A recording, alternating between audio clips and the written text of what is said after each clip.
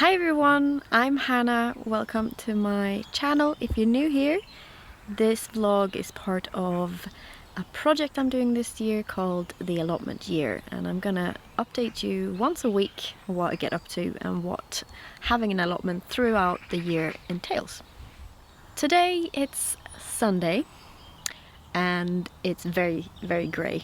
It's still winter, but it's definitely thawed out. It's warmed up. I've got my first tete-a-tete daffodils come up in one of my pots, and I've seen one proper daffodil up as well, just outside the allotment.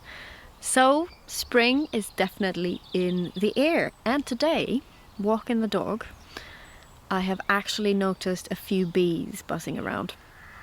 So I have a beehive. It's over there. It was gifted to me or sent to me as a PR sample by Kevin from The Gardener's Beehive. I'll tag his channel here. You can go check it out if you want. It is not a beehive for honey making or honey collection. It's a bee habitat. So it is encouraging bees by providing a similar habitat that they would live in the wild. So it mimics a hollow tree trunk. And I've had this since the last summer, and I didn't get any bees to move in. So basically you use basically you use a lure to attract the bees. The scouting bees head out in spring throughout the year until maybe to August potentially, looking for new places for the swarm to move to. So then if they find a good place, the scouts go back to the hive and let the others know, and then a few days later they may swarm and end up in your beehive. So that's the plan anyway. So as they are flying around, it's time to start spraying. So you spray it once a week. There's some entrance holes that you spray into. So the first spray of the year is a bit more involved, and I am going to have to open it up and clear it out of any cobwebs or anything debris that might have accumulated. But other than that, you do not open the beehive through the year.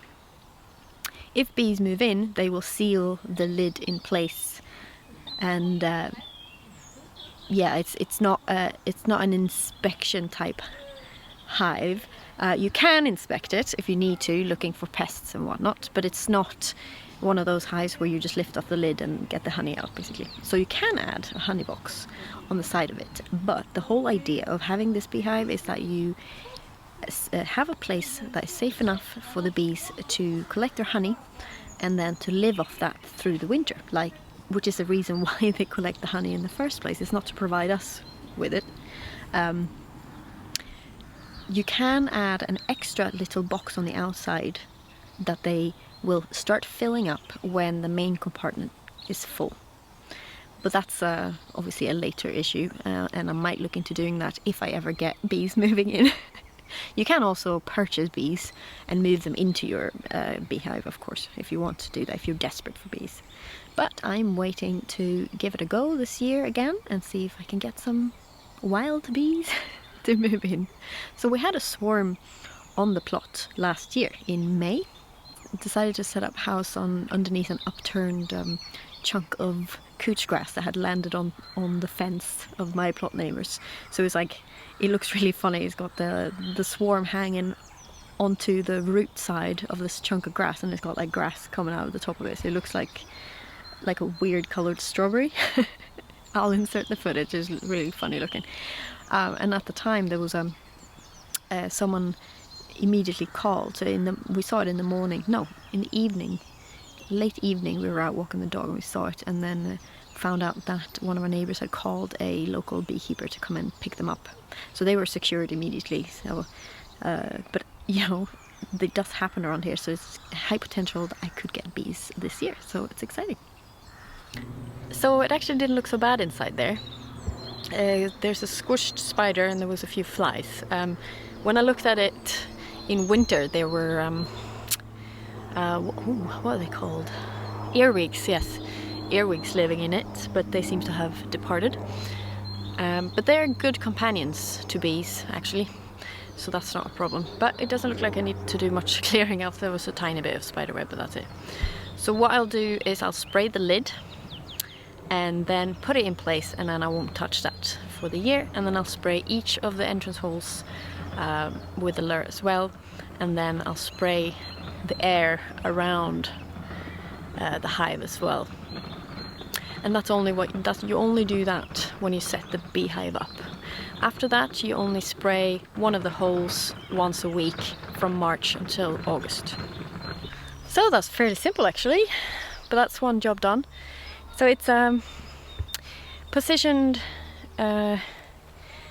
facing east-southeast, no, west-southwest, sorry, and it's sitting underneath part of the hedge that I left, because they do like to not be in full sun if they can avoid it, because it will overheat, the hive will overheat. So I kept that there, and I'm also keeping the 5 meters in front of the openings clear. I'm gonna also have to cut the grass, keep the grass short there, and that is because they want a free flight zone to get to the hive basically. So yeah, that's it. So now we wait. So today's Sunday, so I will spray that then next Sunday as well. We're gonna have nice warm weather this week, so yeah, I'm excited. We'll see if we get anything. What do you reckon? And do you keep bees on your allotment? So I wish you could smell that lure for the bees. It's like citronella in it, or lemon balm, or whatever it is. It's just has such a gorgeous scent. I know it's like sort of an irritant if you shouldn't get it in your eyes or anything like that, but oh, it smells divine. So early November I decided to extend some of my no-dig beds, and that's because they were, I feel like I needed more space for my perennial vegetables. So I mulched it with cardboard, and then a 3 centimeter layer of organic mulch, and then I covered it with compost bags.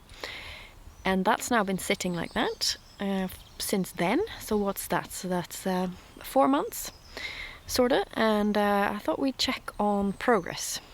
So that was placed straight onto the turfy stuff I have behind me here, that kind of stuff. So it includes some couch grass, it includes creeping butterflies.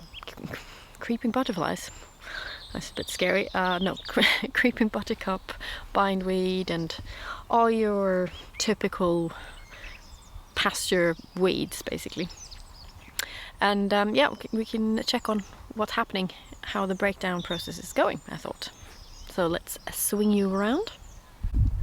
Right, so this is it. This is, I thought I would, because there's a rhubarb here, so I wanted to extend these beds. I haven't done all of them yet, but I wanted to extend them to plant up my perennial veg like globe artichokes, and I have more rhubarb seeds sown as well.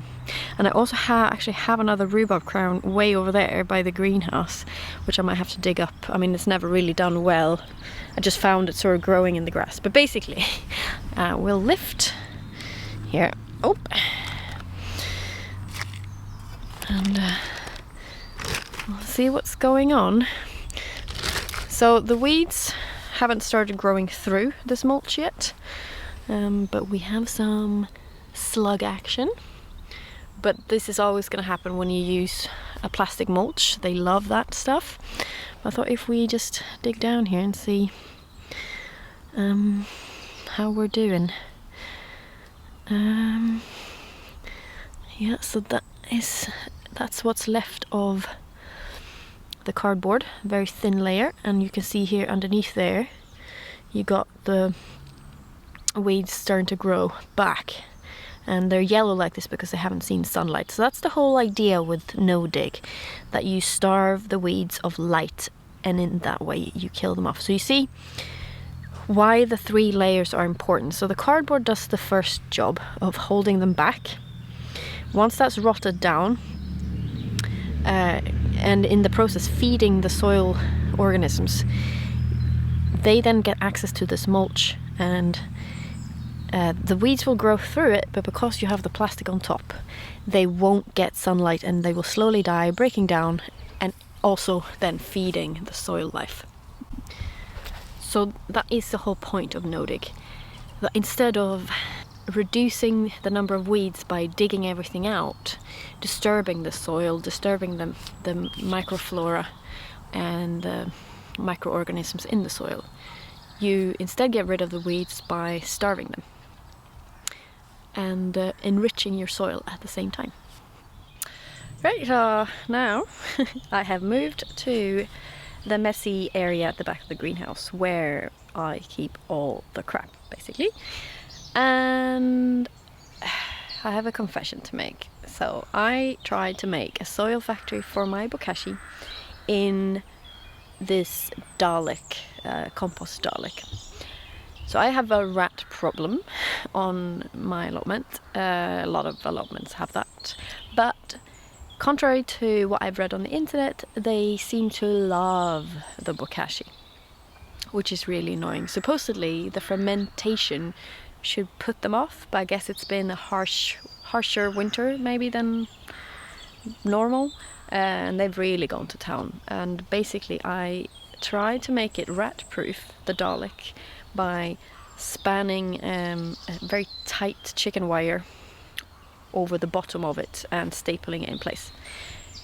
Stupidly, and I was like, yeah, this will probably work, even though I knew full well it wouldn't. It didn't reach all the way across, or it would have done if I just paid more attention, but by that point I'd already put in like 20 staples and I was like, well, I'm not taking them out, so I just continued. So there was a little like gap which I filled with another piece of chicken wire, but obviously that left like a gap between the two, and I was thinking, oh, how do I secure this? And I just sort of folded it over. Obviously it was not good enough, and they have gone into it and they have gone to town. I'll show you what it looks like. So this is the Dalek and this is the chicken wire, and here's your rat tunnel. One on that side and another one there. And this is how you know they've been here, because they basically pull all the soil mixed with the bokashi out and leave the stuff they don't want to eat there. Basically it's full of like onion peel and other things. There's some melon skin, for example. And then if you look inside, ooh, yeah, so there's still bokashi in there, as you can see by the mold that's growing. It's always really, really impressive. I'll show you another area later. But yeah, so they basically decimated. This was quite full before, but they've just pulled it all out. So I need to upturn this thing, remove what I put in poorly, and do it all again. Can you believe it? Yeah, so I'm really annoyed with myself. So stupid. Just do it right the first time and then you don't have to redo it, right? Anyway, I'll show you the impressive mold growing on one of the other soil factories. It's really cool. So this is a soil factory I made a few vlogs ago. And this is it. It's like, can you see that? Oh, there's a slug just slowly sliding off. Oh, crap. Right. No, it's really, really something, isn't it? So it's part of the breakdown process. But yeah, it's cool, isn't it? It's like a little alien landscape or something. I hope you can see this properly. But yeah, I mean, am I weird for thinking compost is cool? No, I'm not. I know who my audience is, right? But yeah, that's it. So I'll put the lid back on, and yeah, it'll keep breaking down. And once the fungal activity has died down, it'll be time for the next step. So I'm a big fan of bokashi because it means I can compost all the kitchen waste, including cooked food and cooked meat, including some bones as well, like fish bones, chicken bones. and it just really works for us. We have a toddler who likes to throw stuff about on the floor and whatever, and it's just too much waste to give to the dog. And instead of binning it, I can put it or give it away to a green waste collection. I can put it in my bokashi and make it into lovely compost for my allotment. So for me, it's a great option. So yeah, I can't say I'm looking forward to this. I'm gonna have to push it over and figure out how I'm gonna get all those staples out. And yeah, now I'm gonna have to do it again. I just hope there's a nest of rats under there. Unlikely, because I'm here, right? And they would probably leave. I think they actually live under the greenhouse, which is great. Or in the compost. Great, I love it. Anyway, having rats on your plot isn't necessarily a problem. Like, you're not gonna get disease from it. But I don't particularly want them to disrupt like they're doing here. Like, they're interfering with the second stage of the bokashi composting, and that's not what I want. I need the bokashi to be mixed with soil to break down. And yeah, I just don't want them to disturb that. If I put in my regular compost, which I did during the summer, they get in there and pull it all out, and you know, they will get into your regular compost as well, and they will eat certain veg and all that sort of stuff. But they will leave their crap behind, which is also good fertilizer, you know. So it isn't necessarily a problem, but in this instance it's just not good. So here we are. We'll see how we do. Well, what do you know? It looks like I was actually wrong. It looks like the mesh is actually intact. What they've done is just bury underneath it into these like furrows, and then they've just pulled stuff out through the mesh. It's still annoying, but it kind of explains why they sort of stopped, because I guess they kind of got the good bits, but you can see the mold here. Okay, but that's good, I guess. I can just put it back on. And so what I did was to put a layer of soil first in the bottom. Maybe that layer needs to be thicker. But their sense of smell is so acute though, so they could probably still smell it, but anyway, might deter them a bit. But so what I'll do then is I'll cover up these furrows with the soil that they've already pulled out, shove the Dalek back in place, and just get on with it. What I found with the previous soil factor I did in a similar, just a smaller way, they did get in to the bottom layer, but then when I started filling up with the next bokashi, they didn't manage to get to it. So yeah, they got to the first bokashi I put in there, but hopefully they won't get to the next one. Right, so now I know what's going on. I am a bit more accepting of it. So as long as they can't get in, because when I looked inside there and I saw like what looked like a tunnel inside there, I was like, oh no, they actually got into it. Then that was just too far. But yeah, it looks like they've just pulled stuff out through there, and that's acceptable. So they'll probably be back now because I've reshuffled everything, so they might get access to other bits they like. So I'll just have to keep filling in the holes and whatnot, and spend a lot of time around there so it smells like human, and they might not want to come back per se. I don't know, we'll see. Anyway, that's it. That's the disgusting part of the vlog done.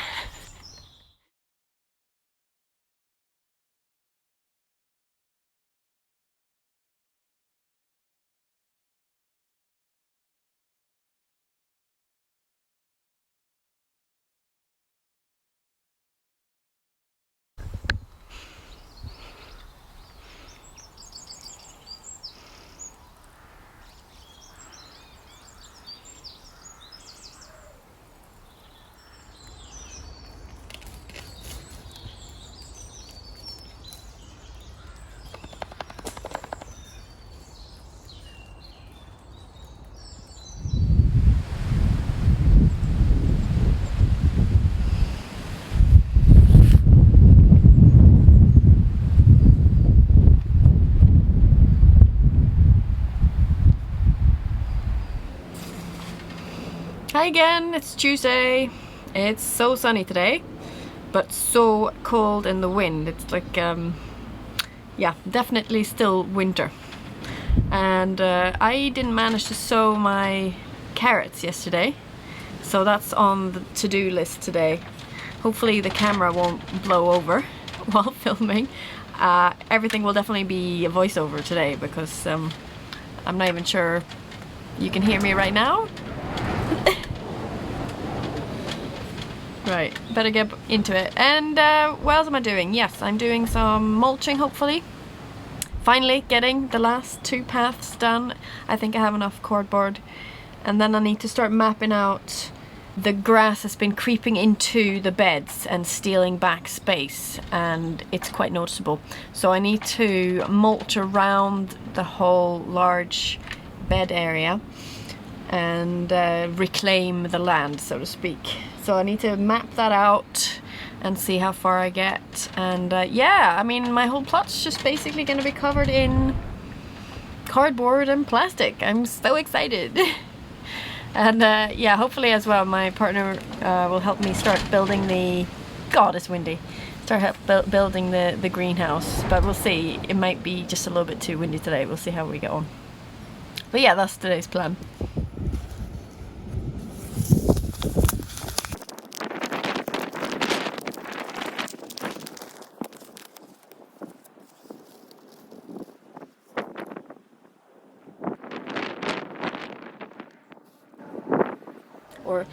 So I've just sat in here in the greenhouse filming a video on how to grow carrots through winter, or how to start them early basically. And I've also gone through issues that people have contacted me with that they have growing carrots. So I'll link it here I think, for you to check out if you're interested. So yeah, I've sown the Amsterdam forcing. It's very simple, you know. I make sure that the bed is raked over so that any weed seeds that have blown in are disturbed enough so that they won't germinate. It's a bit early still, but it's never too early to make sure, right? And then I just make a furrow using my dibber. And this time I've gone for 20 centimeters between the 2 rows because I've sowed them quite thickly, so to give them a bit more space. So I quite like sowing them a bit thicker because I don't mind the smaller carrots to give to the dog on our morning walks. If you follow me on Instagram, you know that that's part of our morning routine. And yeah, so I thin them sort of as we go. And then well, I would say don't sow your carrots on such a windy day because they're just kind of flying all around the place. So they went a bit too thick maybe than I would have wanted to. So I picked some up just together with some of the compost and then spread them over just make sure that they were a bit more spread even. And then you just cover them from the soil on either side of the furrow, firm it down, water, and then just put some fleece on top. So I've gone for just a folded up sheet of fleece now because it was so large and it's so windy. So as soon as they've germinated, I make sure I thin it out again to just 2 pieces of the fleece, 2 layers of fleece, sorry. And that fleece is to warm the seeds enough so they germinate, and then when the seedlings are growing, to protect them from the wind. And later on in the year, they will also help to protect against carrot root fly. The fleece will also help to protect against carrot root fly. And then when it gets a bit warmer, I'll exchange it for mesh.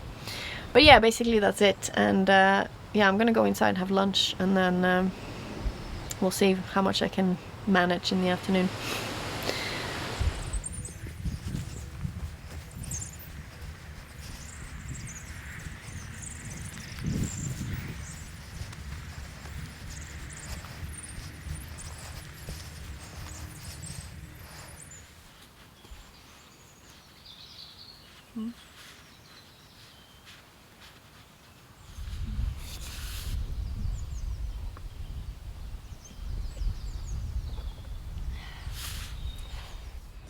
It's Thursday, and you might have noticed something new walking onto the plot today.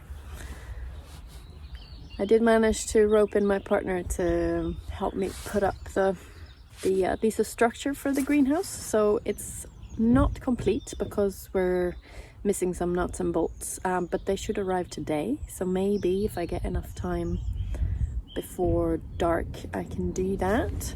It was quite nice doing it just like as the sun was setting, you know, just getting all that set up. And it didn't take too long. I think it took about an hour and 10 minutes or so to get that far.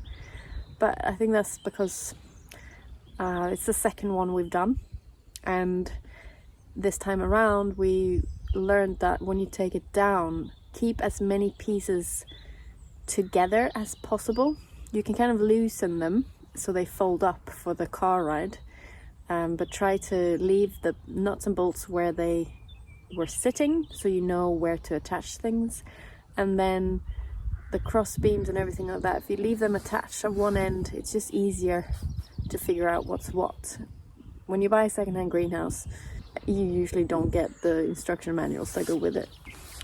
But most aluminium ones are the same sort of idea, the structure behind it.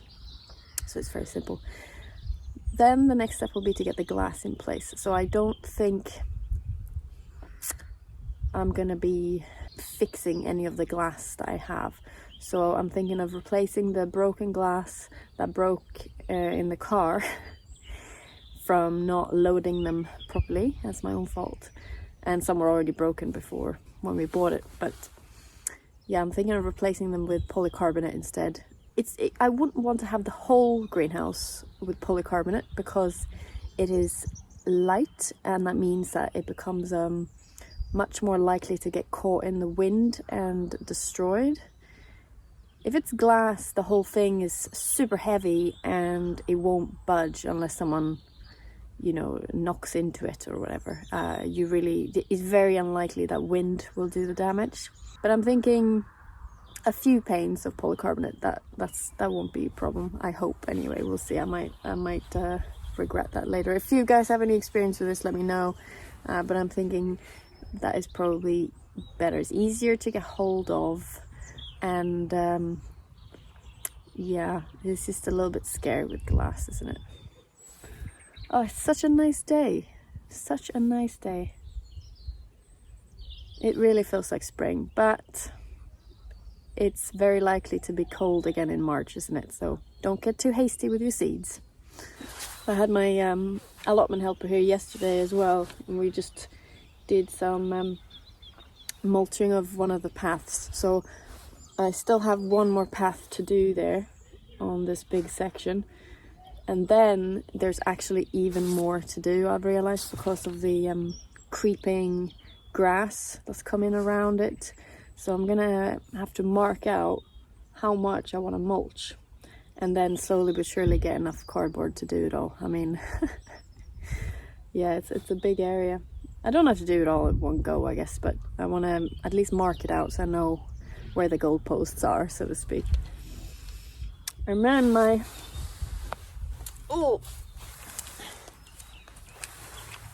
one of the old boys on the plot, or the old boy on the plot, Tom, he gave me lots of manky old bare root strawberries. So he bought them, or got them, I don't know, in early February.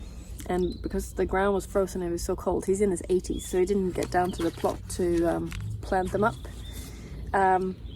See, I guess he was renewing his strawberry plants. So they have just been left in a plastic bag or whatever in the greenhouse. So they're really manky looking. And I got about 20 of them here, and we'll see how many actually take. I planted them all up and used some controversial rooting powder, but I thought it couldn't hurt, and then we'll see how they do. Some of them had quite substantial roots, so we'll see. So my strawberries are looking pretty dogger at the moment. Yeah, I mean, I haven't tidied them of their dead leaves or anything like that, so I need to go over them. But you never know what kind of insects and stuff are overwintering there, so you don't want to do it too early. Plus, it helps the plant survive the cold weather to leave the old leaves on there. It sort of acts like a mulch. So that's another thing to do, but there are some gaps in the bed, in the strawberry bed, but what I want to do as well is extend it, because again it has grassy paths around it and that's just not working. So I'm gonna mulch that whole area too and get rid of those grassy paths. So in doing that I can extend the strawberry bed and these will then fit. So hopefully I can plant these up later in spring. And if any of them take, I do have some my own strawberry runners as well that I've potted up that I can use. But yeah, so I'm just adding and adding and adding to my to-do list. I still haven't sown all my February seeds. I've done just a tray of brassicas, and I need to do all my multi-sown seeds. I'm gonna try to do them today, just very quickly. And but yeah, so we're getting there with the greenhouse. And we're getting there with the mulching. The manure pile is still there, laughing at me behind my back. Yeah, I don't know, I can hear it. It's just there. There it is, laughing at me. No, I'm pretty happy with it. It's looking good. It's the frosts have done it, and the snow has done it well. It's broken down a lot more, being exposed, and there's actual, you know, those red looking worms in there, so that's good. And it looks like there's no more activity on the Bokashi soil factory from any furry friends, so that's good. It looks like they've had their fill, so that's great. The never-ending battle. So just as I was about to start sowing some seeds, this package arrived. So I thought I'd have a look.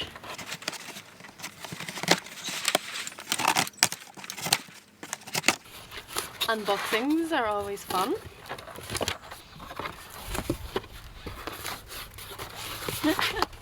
Right. Oh.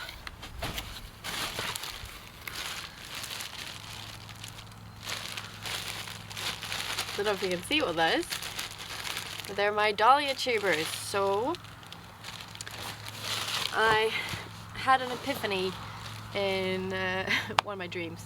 I was gonna have some dahlias growing, or quite a few dahlias growing in front of the greenhouse, or to the side of the greenhouse, because I've dug up the trees there. It's kind of become free space now.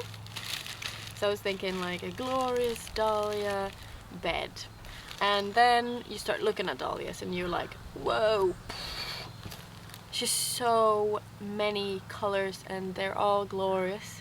So I did some soul searching and I decided on going for a theme. So we're going for corals. So from like cream into corals, into orange, into some slight redness on that. So that sort of spectrum. Some pinkiness as well, corally pink. So I'm hoping it will look great. So these must be from Crocus. I don't know, it doesn't say actually, but I think judging by the number of dahlia tubers in here, and I did my largest order from there, this will be from Crocus. So yeah, I mean they're absolutely tiny, and I'm just trying to find some instructions of how to deal with them now, because the ones I have overwintering are just in pots in dry compost in the greenhouse. So I guess I could do that. Ah, here we go.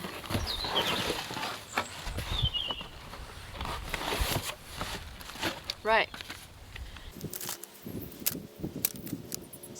So planting time after frost outside, or late winter to early spring under glass. So I could plant them up in pots now and place them inside the greenhouse. So I could do that and get them started early. Position full sun, humus rich and fertile soil that drains freely. Yeah, I'm gonna work on that. It's obviously heavy clay isn't great for draining, but with no dig it'll be alright. And yeah, keep tubers dry during winter. And in really cold areas you should cut them back and lift the tubers. Right. They can be stored in trays of potting compost or sand in frost-free conditions. Well, there we go. Yeah, so it doesn't really say what to do with them now.